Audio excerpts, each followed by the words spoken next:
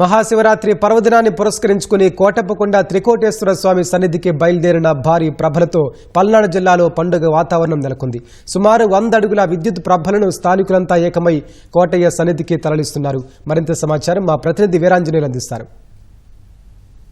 కోటప్పకొండ మహాజాతర మరికొద్ది గంటల్లో ప్రారంభం కానుంది. శివరాత్రి రోజున ఆ పరమశివుని పూజించేందుకు పలు గ్రామాల నుంచి విద్యుత్ ప్రభలు అనేవి కొండకు బయలుదేరాయి. ప్రస్తుతం మనం గోవిందాపురం విద్యుత్ ప్రభ వద్ద ఉన్నాం. ఇక్కడ చూసినట్టయితే గ్రామంలోని అందరూ చిన్న పెద్ద ముసలి ముతక అందరూ కూడా ఈ గ్రామ విద్యుత్ సభతో పాటుగా కొండకు బయలుదేరారు. అసలు ఈ ప్రభ విశిష్టత ఉంది, ఆ ప్రభని వీళ్ళంతా ఎందుకు తీసుకెళ్తున్నారు అనేది వాళ్ళ మాటలను అడిగి తెలుసుకుందాం. అమ్మ చెప్పండి, ఏంది అసలు మీ విద్యుత్ ప్రభ చరిత్ర ఏంటి? అసలు మీరంతా ఇలా ఎందుకు చేస్తున్నారు? పూర్వం నుంచి మా తాతల కాలం నుంచి ఇక్కడ ప్రభ నిర్మిస్తారు. ఏంటంటే ఒక నమ్మకం, ప్రభ కడితే ఆ సంవత్సరం మొత్తం పాడి పంటలతో ఆయురారోగ్యాలతో ఊరంతా కూడా సంతోషంగా ఉంటుంది అని నమ్ముతారు. అందుకే ఆ ఊరంతా కలిసి యూనిటీతో ఈ ప్రభను నిర్మిస్తారు. కోటయ్య స్వామి ఆశీస్సులతో ఊరంతా కూడా ఈ ప్రభను అక్కడికి తీసుకెళ్లి జాతర జరిగి తిరునాళ్ళ చేసుకుని మళ్ళీ తిరిగి ఇంటికి రావడం జరుగుతుంది. ఒక్కళ్ళు సంతోషంగా ఉండాలని చెప్పి ప్రతి ఊరు నుంచి మాకు ఎప్పుడు జరిగే ఆనవాయితీగా దీన్ని తీసుకొస్తున్నాము.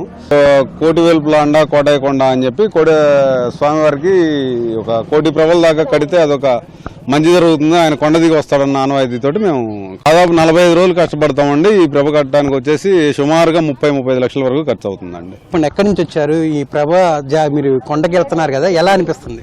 నేను బెంగళూరు నుంచి వచ్చాను.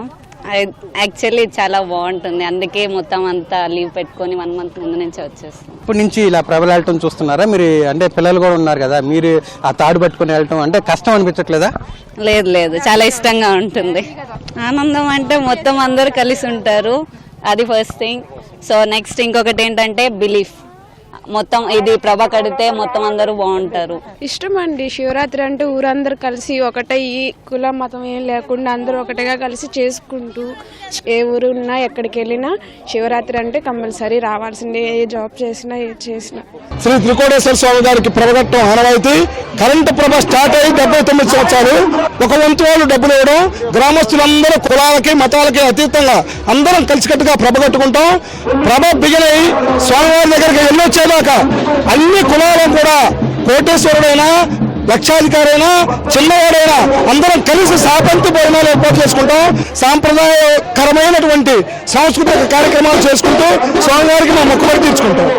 నేను లండన్ లో ఉంటానండి, జాబ్ పర్పస్ కింద. శివరాత్రి కోసం మా ఊరు వచ్చాము. ఈ శివరాత్రి పర్వదినాన మా ఊరు ప్రభతో పాటు కొండకెళ్ళడం, మళ్ళీ కొండ నుంచి తిరిగి రావడం మాకు చాలా ముఖ్యం. ప్రతి సంవత్సరం మేము శివరాత్రికి ఏ దేశంలో ఉన్నా కానీ ఇక్కడికి వచ్చి ఇలా ఘనంగా జరుపుకుంటాం ప్రతి సంవత్సరం. చూసినట్టయితే ఇక్కడ అంతా కూడా ఒక కోలాహల వాతావరణం ఉంది. చిన్న పెద్ద యువత, అదేవిధంగా వృద్ధులు కూడా అందరూ కూడా ఈ ప్రభని కోటప్పకొండ చేర్చే క్రమంలో బయలుదేరను. వీళ్ళ గ్రామం దాటి కూడా ప్రభ వచ్చింది. అయితే ఇక్కడి నుంచి కూడా రేపు ఉదయం సమయానికి ఈ ప్రభ అనేది కోటప్పకొండ చేరుతుంది. అక్కడ స్థలానికి తీసుకెళ్లి అక్కడ ఈ ప్రభను ఉంచుతారు. అక్కడ రేపు రాత్రి జాగరణ చేసిన తర్వాత ఎల్లుండి మళ్ళీ ఈ ప్రభను తీసుకొచ్చి మళ్ళీ ఊరికి వస్తారు. అక్కడ కూడా మళ్ళీ తిరునాళ్ళు చేసుకోవడం జరిగింది.